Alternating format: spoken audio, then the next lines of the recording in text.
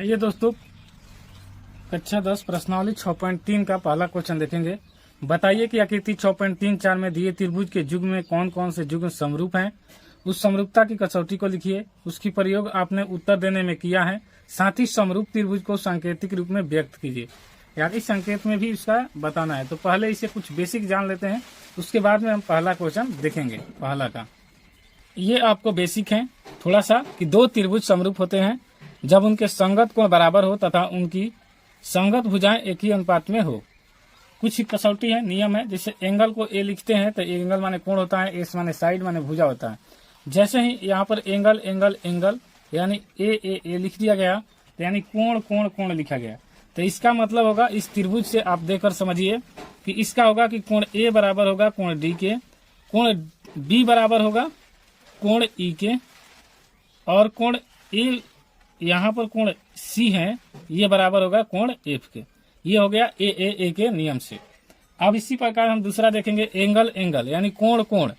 तो इससे angle angle का मतलब हुआ है कि जब ही दो कोण बराबर हो, जैसे कोण ए बराबर है कोण डी के, कोण बी बराबर है कोण ई के, ये हो गया एंगल एंगल। और ट्रिपल एंगल मतलब कि एंगल एंगल एंगल का मतलब ये हो गया। इसी प्रकार यहाँ पर साइड साइड साइड को देखेंगे एस के नियम से। तो यहाँ पर भुजा लिखेंगे। तो जब हम साइड एंगल साइड देखेंगे यानी साइड साइड साइड यानी एस की कसौटी, तो यहाँ पर लिखेंगे ए बी बराबर डी ई, पहला हो गया। दूसरा लिखेंगे बी सी, तो बी सी बराबर लिखेंगे ई एफ। उसी प्रकार तीसरा हो जाएगा यानी सी ए यानी ए सी लिखेंगे तो हो जाएगा आपका बराबर होगा डी एफ का। इसी प्रकार यहाँ पर एस ए एस यानी साइड एंगल साइड यानी भुजा कोण भुजा। तो भुजा पहले लिखेंगे, तो भुजा मान लीजिए पहला ए बी लिख लेते हैं। ए बी बराबर होगा यहाँ पर किसका, तो ये हो जाएगा डी ई के। उसके बाद में हमें लिखा है कि आप एंगल लिखिए, तो एंगल आएगा यहाँ पर इस तरफ से लिख सकते हैं या फिर इस तरफ से कहीं पर लिख सकते हैं। तो ई बराबर लिख सकते हैं कोण बी, या फिर कोण बी बराबर लिख सकते हैं कोण ई। उसी प्रकार यहाँ पर साइड एंगल साइड यानी भुजा, तो यहाँ पर ए सी यानी ए वाला ए सी बराबर लिखेंगे डी एफ, तो ए सी बराबर होगा डी एफ। ये चार आपको मेन है, और इस मैथ को समझने के लिए ये चारों को याद होना, आपको समझ में आना बहुत जरूरी है। तो आइए अब हम पहला क्वेश्चन देख लेते हैं कि यहाँ पर लिखा है कि एक ए बराबर दिया है 60 डिग्री, बी बराबर 80 और 40 डिग्री, सी बराबर। इसी प्रकार पी क्यू आर त्रिभुज है, तो यहाँ 60 डिग्री है और 80 डिग्री है और यहाँ पर 40 डिग्री है। तो लिखेंगे त्रिभुज ए बी सी और पी क्यू आर में। तो आइए लिख लेते हैं। हमने इस त्रिभुज को लिख लिया और यह त्रिभुज देख लीजिए। यहाँ पर लिखेंगे त्रिभुज ए बी सी और त्रिभुज पी क्यू आर में। तो अब लिखेंगे कोण ए यहाँ पर है, तो कोण ए बराबर लिखेंगे क्या, कोण पी। यहाँ पर कोण पी बराबर 60 डिग्री हो गया। इसी प्रकार लिखेंगे कोण बी, तो यहाँ पर लिखेंगे कोण बी बराबर हो जाएगा कोण क्यू, तो यहाँ पर कोण क्यू बराबर 80 डिग्री हो गया। कोण पी कोण ए के बराबर था, जितना बराबर है उतना लिखेंगे। यहाँ पर कोण सी, यहाँ पर कोण सी लिख लेंगे बराबर किसका है, तो ये है कोण आर के, तो यहाँ कोण आर लिखेंगे बराबर है 40 डिग्री के। जब ये तीनों बराबर हो गया तो अब क्या लिखेंगे, यहाँ पर ए यानी हमें ए के नियम से समरूपता से चल रहे हैं। तो लिख लेंगे यहाँ पर कि हमने पहला ही आपको दिखाया है कि जब तीनों बराबर हो कोण, तो यहाँ पर लिखेंगे ए समरूपता से। ये समरूपता का नियम है और इसे समरूपता से चलेंगे। उसके बाद यहाँ पर क्या लिखेंगे, त्रिभुज ए बी सी समरूप है पी क्यू आर के। उसके बाद यहाँ पर समरूप का ये चिन्ह है, आपको 6.1 में पहले ही वीडियो में बताए हैं। पहला क्वेश्चन में समरूप का सर्वांग का चिन्ह बहुत अच्छी तरह से समझा दिया। अब ये इसी का आंसर हो गया। और वीडियो पसंद आए तो लाइक शेयर सब्सक्राइब कर लीजिए। इतना ही आपको फॉर्मूला याद रहेगा तो बाकी मैथ बनाने में देरी नहीं होगा। कोई दिक्कत होता है तो कमेंट बॉक्स खुला रहता है, कमेंट कीजिएगा। आइए अब इसका दूसरा देखते हैं। दूसरा क्वेश्चन कह रहा है कि ए बी सी है और इसमें पी क्यू आर है। पी क्यू आर, तो यहाँ ए बी का मतलब 2 और बी सी का 2.5 और ए सी का 3। इसी प्रकार यहाँ पर पी क्यू सी 6 दिया है, पी क्यू और पी आर दिया है 5 और क्यू आर दिया है 4। तो इसको भी देख। तो इसका क्वेश्चन ये रहा दूसरा का। इसमें आपको बस यही याद रखना है कि चारों कसौटी क्या है, मतलब समरूपता का नियम। जैसे ए है, ए है, फिर एस है और फिर साइड एंगल साइड यानी एस है। और फिर एस ए एस है। ये चारों अगर आपको याद रहता है समरूपता के नियम तो कोई दिक्कत नहीं है। तो इसमें देखिए पहले लिखेंगे क्या, त्रिभुज ए बी सी और त्रिभुज यहाँ पर पी क्यू आर में, पी क्यू आर में यहाँ पर हो गया त्रिभुज ए बी सी और पी क्यू आर। तो देखिए त्रिभुज यहाँ पर आपको देखना होगा कि कौन भुजा पहले है कि साइड है। तो देखिए इसमें तो हमें भुजा ही बराबर दिखाई दे रहा है क्योंकि यहाँ पर 2 है तो यहाँ पर 4 है। तो लिखना पड़ेगा ए बी बटा में 2 के 2 गुना 4 है कौन, तो क्यू आर। तो यहाँ पर लिखेंगे क्यू आर। तो यहाँ पर 2 और यहाँ पर 4 कटा देंगे, 2 दूनी 4, तो यहाँ पर आ जाएगा 1/2। तो ये आ गया 1/2। यहाँ पर आप सोचेंगे कि ए बी बराबर क्यू आर क्यों लिखे हैं सर, क्योंकि पी क्यू पी आर क्यों नहीं लिखे हैं, क्योंकि हमें दिखाई दे रहा है कि 2 दूनी 4 है, फिर 2.5 के 2 गुना 5 है, फिर 3 दूनी 6 है। इसलिए हमें साइड का प्रयोग करके देखना होगा। तो इसमें एस एस एस समरूपता हो जाएगा। तो इसी प्रकार अगर आप ये चारों समरूपता का नियम याद कर लेते हैं तो आपको समझ में आ जाएगा। जैसे हम बी सी लिखेंगे तो यहाँ पर लिखेंगे बी सी, तो बटा में हम क्या लिखेंगे, यहाँ पर पी और आर लिखेंगे। क्यों लिखेंगे, क्योंकि हमें पता है कि 2.5 का 2 गुना होता है 5। तो यहाँ पर लिखेंगे पी आर लिख लिए। उसके बाद यहाँ पर 2.5 हो जाएगा और यहाँ पर हो जाएगा 5। यहाँ पर आप समझिए कि 25 हो जाएगा और पॉइंट का मतलब 1 होता है, जब अंक आगे आता है 0 दे दीजिए। यहाँ पर 5 ले कटा दीजिए तो 5 5 25, 5 यहाँ का है तो ये 5 लिखे हैं, 5 25 और 5 दूनी 10। तो यहाँ पर भी आया 1/2। उसी प्रकार हमने ए सी को लिखेंगे, ए सी बराबर बटा में हो जाएगा ए सी बटा में यानी 3 दूनी 6 यानी पी क्यू के। यहाँ पर लिखेंगे ए सी बटा में पी क्यू और पी क्यू लिखेंगे तो यहाँ पर 3 है, यहाँ पर 6 है। तो यहाँ से कटा देंगे 3 दूनी 6, तो यहाँ पर आ जाएगा 1/2। जब हमने कटा दिया तो तीनों देखने को हमें 1/2 1/2 मिल रहा है। तो लिख लेंगे ए बी बटा में क्यू आर बराबर होगा बी सी बटा में पी आर बराबर होगा ए सी बटा में पी क्यू, और ये बराबर है 1/2 के। ये किस नियम से है, तो एस एस एस के, यानी साइड साइड साइड समरूपता से, यानी भुजा भुजा भुजा समरूपता से।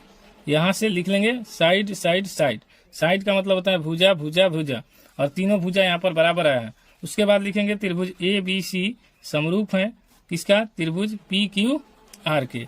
और यही हमारा इसका आंसर हो गया। पसंद आए तो लाइक शेयर सब्सक्राइब जरूर कीजिए।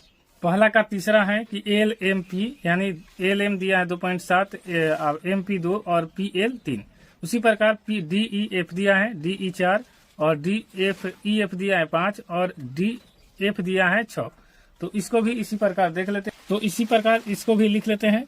पहले जो बराबर है उसको लिखते हैं, उसके बाद में देखेंगे दूसरा। तो जैसे देखिए यहाँ पर दिया है एम पी दिया है कितना, तो 2। तो यहाँ पर लिखेंगे एम पी बटा में हो जाएगा, यहाँ पर यहाँ पहले लिख लेते हैं त्रिभुज एल एम पी बराबर चाहे, और उसके बाद त्रिभुज डी ई एफ, और यहीं पर एम पी बटा में हो जाएगा, यहाँ एम पी है तो 2 दूनी 4 है तो डी ई के, तो यहाँ पर लिखेंगे डी ई। तो यहाँ पर यहाँ हो जाएगा 2 बटा में 4, कटा देंगे तो 2 दूनी 4 यानी 1/2। उसी प्रकार यहाँ 3 दूनी 6 है, तो यहाँ एल पी लिखेंगे बटा में, एल पी बराबर 6 है तो डी एफ के, तो यहाँ डी एफ लिखेंगे। तो यहाँ पर हो जाएगा 3 बटा में 6, तो यहाँ से भी कटा देंगे तो 3 दूनी 6 यानी 1/2 यहाँ पर। फिर आ जाएगा यहाँ पर एल एम, तो एल एम को लिखेंगे एल एम बटा में, यहाँ पर हो जाएगा एल एम के जगह अब बचा है ये ई एफ, तो इसको लिखेंगे ई एफ। तो ई एफ लिख दिए। तो यहाँ एल एम के जगह कहाँ है, तो एल एम के जगह है 2.7 और यहाँ पर है ई एफ की जगह 5। तो ये हमें कटने वाला दिखाई ना दे रहा है, तो यहाँ पर 10 गुने 5 लिख लेंगे। और ये पॉइंट का मतलब एक होता है जितना अंक आगे रहता है 0, तो 27 बटा में 50, तो ये आ गया 27 बटा में 50। तो इसको लिख लेंगे का कि एम पी बटा में डी ई और बराबर है एल पी बटा में डी एफ का, और बराबर नहीं है किसका, एल एम बटा में ई एफ का। तो ये बराबर नहीं है, तो इसमें क्या लिख लेंगे, लिखेंगे त्रिभुज के संगत भुजाओं का अनुपात बराबर नहीं है। यहाँ पर लिख देते हैं त्रिभुज के संगत भुजाओं के अनुपात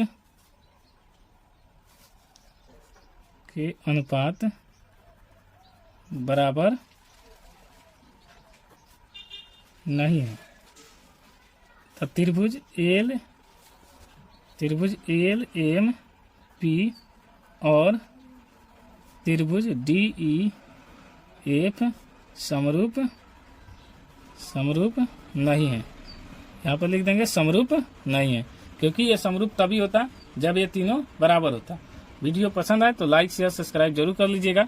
यहाँ पर इसका आंसर होगा त्रिभुज एल एम पी त्रिभुज डी एफ समरूप नहीं है, क्योंकि ये किसी समरूपता का नियम चारों में से एक का भी फ्लो नहीं किया है, यानी नियम नहीं लागू हुआ है।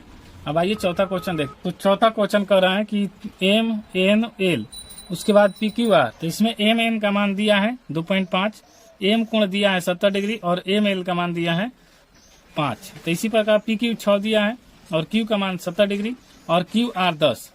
तो इसे लिख ले, तो इसको लिख लिए और उसके बाद देखेंगे कौन बराबर है, तो उसके बराबर में हम लिखेंगे। तो बराबर में कैसे लिखेंगे, देखिए कोण एम है, कोण एम बराबर किसके हैं, तो कोण क्यू के, क्योंकि यहाँ पर कोण एम और कोण क्यू का मान बराबर है। तो कोण एम बराबर कोण क्यू बराबर 70 डिग्री। अब यहाँ पर लिखेंगे ये जो बराबर है उसके बराबर में। तो यहाँ पर देखिए यहाँ पर 2.5 है और यहाँ पर है 5, यहाँ पर 5। तो यहाँ पर लिखेंगे, यहाँ पर एम एन बटा में हो जाएगा यहाँ पर पी क्यू। तो यहाँ पर 2.5 है और यहाँ पर 5 है।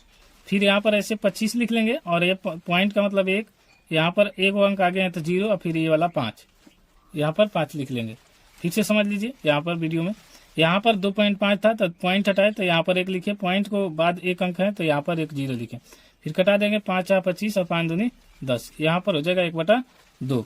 उसी प्रकार यहाँ से अब दूसरा यहाँ पर है एल एम या एम एल कर लीजिए, एम एल बराबर है क्यू आर के। तो यहाँ पर लिखेंगे एम एल बटा में क्यू आर। तो यहाँ पर हो जाएगा 5 बटा में 10, तो वो हो जाएगा 5 दूनी 10, तो ये हो जाएगा 1/2। तो इसमें कौन सा नियम, तो साइड एंगल साइड के नियम से लिखेंगे। तो यहाँ पर लिखेंगे एस ए एस समरूपता से,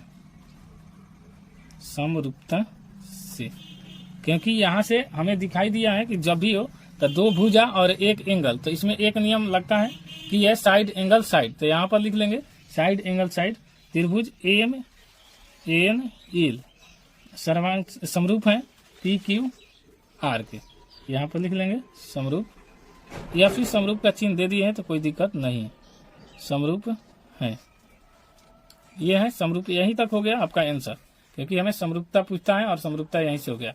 दोस्तों ये इस क्वेश्चन में कहीं कहीं मिस्टेक से यहाँ पर 6 लिखा हुआ है, तो आप भी सुधार कर लीजिएगा, क्योंकि ज्यादातर बुक में कहीं पर गलती क्वेश्चन है, तो इसलिए यहाँ पर 6 की जगह 5 कर लीजिएगा। इस क्वेश्चन में बहुत बुक में ज्यादातर मिस्टेक हुआ है। आइए अब इसका हम देखते हैं अगला क्वेश्चन। 5वां क्वेश्चन कह रहा है कि यहाँ पर 5वां क्वेश्चन है कि ए बी सी दिया है, तो ए बी दिया है 2.5 और ए सी नहीं दिया है और बी सी दिया है 3। इसी प्रकार इसमें डी ई दिया है और डी नहीं दिया है, उसके बाद डी एफ में और ई एफ दिया है 6 और डी एफ में है 5। तो इसमें ऐसे ही समरूप दे देंगे कि समरूप ए नहीं है। क्यों नहीं है, क्योंकि ए सी का मान नहीं दिया है। जब भी यहाँ पर कोण दिया है तो 80 डिग्री के सामने वाला कोण यानी भुजा हमें खाली है, और यहाँ पर 80 डिग्री के सामने वाले भुजा को दिया है। तो हमें एक भुजा ये सामने, अगर ये भुजा ना देकर यहाँ देता तो हम यहाँ निकाल भी सकते थे, या फिर यहाँ पर देता कुछ तो मान, तो हम लिख लेंगे कि AC का मान नहीं दिया है, AC का मान नहीं दिया है, इसलिए समरूप नहीं है, इसलिए समरूप नहीं है, समरूप नहीं है।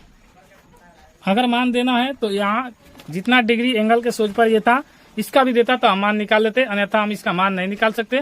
जब मान नहीं निकाल सकते, यहाँ साइड एंगल साइड या फिर कोई भी प्रोसेस के लिए हमें नाम यहाँ पर होना चाहिए, मान का वैल्यू यानी वैल्यू होना चाहिए तभी निकाल सकते हैं, अन्यथा नहीं निकाल सकते। तो लिख लेंगे 5 क्वेश्चन के लिए AC का मान नहीं दिया है, AC यहाँ पर अगर ये देता तो हमें ये भी निकाल जाता एक ना एक, तभी हम इसे निकाल सकते थे, नहीं तो नहीं निकाल सकते हैं। तो इसलिए समरूप नहीं है। 6ठा क्वेश्चन कर रहा है कि यहाँ पर DEF में त्रिभुज में, तो यहाँ पर D दिया है 70 और E दिया है 80 डिग्री। इसी प्रकार F नहीं दिया है, PQR दिया है तो P खाली है और Q का 80 डिग्री और R का 30 डिग्री दिया हुआ है। तो इसमें भी लिख लेंगे। यहाँ पर लिख लेने के बाद यहाँ पर आप जानते हैं इसमें कुछ आपको याद होना चाहिए। क्या याद होना जरूरी है कि त्रिभुज के तीनों कोण का मान होता है 180 डिग्री। ये याद रखिएगा, त्रिभुज के हमेशा तीनों कोण का योग, त्रिभुज के तीनों कोण का योग 180 डिग्री होता है, 180 डिग्री होता है। ये याद रहेगा तो आपको ये क्वेश्चन समझ में आ जाएगा। जैसे कि 80 और 70 है तो यहाँ पर क्या हो जाएगा, तो 80 और 70 हो जाएगा 50। जैसे कि इसमें लिख लीजिए त्रिभुज DEF में, यहाँ पर DEF लिख लीजिए, तो यहाँ पर कैसे कोण D प्लस कोण E प्लस में कोण AF बराबर होता है 180 डिग्री। जब ये D का मान दिया है 70 तो यहाँ 70 प्लस में यहाँ पर E का मान 80 तो यहाँ पर 80 लिख लेंगे, आप प्लस में F निकाल लेंगे तो यहाँ पर 180। अब 80 या 70 को जोड़ेंगे तो आ जाएगा 150, अब प्लस में हो जाएगा कोण F बराबर 180। इसी प्रकार कोण F यहाँ पर आएगा और ये प्लस में है तो उस तरफ जाकर 180 माइनस 150 तो कोण F बराबर आ जाएगा आपको 30 डिग्री। यहाँ पर इसी प्रकार इसमें भी निकालेंगे तो कोण F का मान हमें यहाँ निकल गया 30 डिग्री। ये अपने से निकालना होगा क्योंकि आपसे निकलवाने के लिए ही ये क्वेश्चन में कुछ कहा है। इसमें इसी प्रकार कोण P प्लस कोण Q प्लस कोण R बराबर हो जाएगा 180 डिग्री। तो यहाँ पर भी वही सेम प्रोसेस से करेंगे। तो यहाँ पर देखिए कोण P का मान निकालना है, Q का मान 80 डिग्री दिया है, R का मान 30 डिग्री दिया है और बराबर होता है 180 डिग्री। तो कोण P यहाँ पर और 80 या 30 110 और बराबर में है 180 डिग्री। तो कोण P बराबर हो जाएगा 180 माइनस 110। तो यहाँ पर लिखेंगे कोण P बराबर हो जाएगा 180 में से 10 घटेगा तो 70 डिग्री। ये हो गया कोण P का मान। तो यहाँ पर कोण P का मान भी आ गया 70 डिग्री। अब इसे हम लिख लेंगे यहाँ पर, तब यहाँ पर कहेंगे। तो देखिए यहाँ पर कोण D होगा कोण P के बराबर, तो लिखेंगे त्रिभुज DEF और त्रिभुज PQR में। तो यहाँ पर कोण D बराबर का होगा, कोण D बराबर हो जाएगा कोण P। यहाँ पर लिखेंगे कोण D बराबर कोण P। उसी प्रकार यहाँ पर कोण E बराबर हो जाएगा कोण Q। तो लिखेंगे कोण E बराबर हो जाएगा कोण Q। उसी प्रकार यहाँ पर बचेगा कोण F और बराबर होगा कोण P के। तो यहाँ पर लिखेंगे कोण F बराबर हो जाएगा कोण P के। अब यहाँ पर लिख लेंगे कि AAA मतलब एंगल, एंगल और एंगल। यहाँ पर तीनों एंगल है यानी कोण कोण कोण समरूपता से